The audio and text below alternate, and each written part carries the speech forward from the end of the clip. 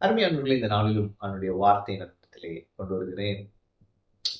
உங்கள் கண்ணீர்களை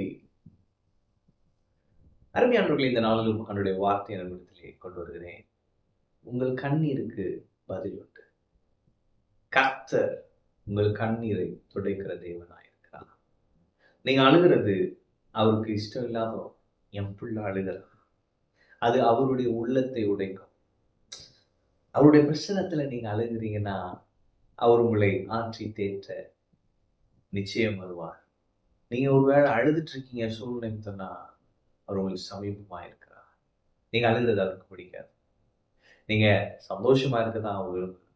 எப்படி ஒரு தகப்பன் தன் பிள்ளை எப்பயுமே சிரிச்சிட்டு இருக்கணும்னு நினைக்கிறாரோ, அதுபோல தேவனும் நீங்கள் எப்பொழுதும் மகிழ்ந்து இருக்க வேண்டும், சமாதானத்தோடு சந்தோஷத்தோடு வாழ வேண்டும் என்றே விரும்புகிறார். ஒருவேளை அழுதுட்டே இருக்கிறீங்கன்னா, ஒரு காரியத்து நிமித்தமா அழுதுட்டே இருக்கிறீங்கன்னா, எப்பயுமே ஜெபம் பண்ண வரமாட்டேங்க பிரதர், அழுகதான் வருது, தேவ பிரசனத்துக்கு போனாலே அழுகதான் வருது, தனியா உட்கார்ந்தாலே அழுகதான் வருது. நான் சொல்றேன், இன்று உங்கள் அழுகையின் கடைசி நாள். கர்த்தர் உங்கள் கண்ணீர் யாவையும் துடைக்கும் நாள் இன்று. ஆமென். ஒரு வசனம் படிக்கிறேன், சங்கீதம் 166 பாருங்களேன், 5ஆம் வசனம்.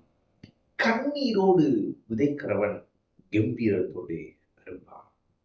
கண்ணீரோடு விதைக்கிறவன் கம்பீரத்தோடு இருப்பான். அவன் எனவே உங்க கண்ணீர் அப்படியே வேஸ்டா போயிட வேண்டாம்.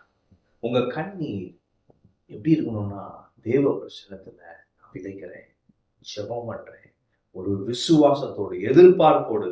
சும்மா அழுதுட்டு அது எனக்கு ஒரு ஆறுதலை கொடுத்துச்சு அப்படி போனேன், அப்படி அல்ல.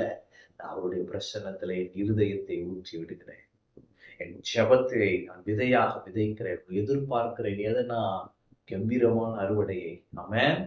நாள் பாருங்க, தெய்வ பிரசன்னத்திலே தன் இருதயத்தை ஊற்றினாள். அப்ப ஜெபம் பண்றாங்க, எனக்கு ஒரு குமாரனை கொடுங்கப்பா, எனக்கு ஒரு குமாரனை கொடுத்தீங்கன்னா நான் அவனை உமக்கே தருகிறேன். அப்ப அதம்மா அழுதுட்டே அப்படியே போயிடல, அங்க ஒரு ஜெபம் பண்றாங்க, ஒரு எதிர்பார்ப்புள்ள ஒரு ஜெபம். வசனம் சொல்லுகிறது, கர்த்தர் அந்நாளை நினைத்தருளினார், அவள் கேட்ட குமாரனை அவளுக்கு அவர் கொடுத்தார்.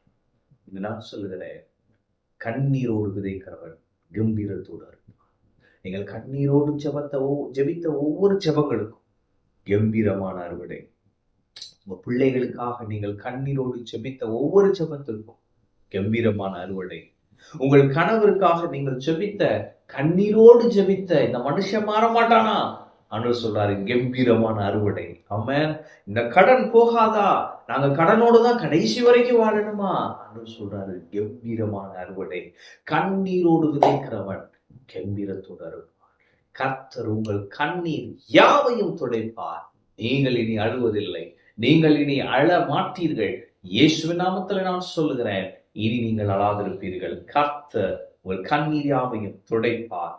கம்பீரமான அறுவடை உங்களுக்கு நான் வைத்திருக்கிறார். நீங்கள் கண்ணீரோடு விதைத்த ஒவ்வொரு ஜெபங்களும் கர்த்தர் சொல்லுகிறார், கம்பீரமான அறுவடை ரெடியா இருக்கு. ஆமென். விசுவாசத்தோடு நீங்க அதை ரிசீவ் பண்ணுங்க.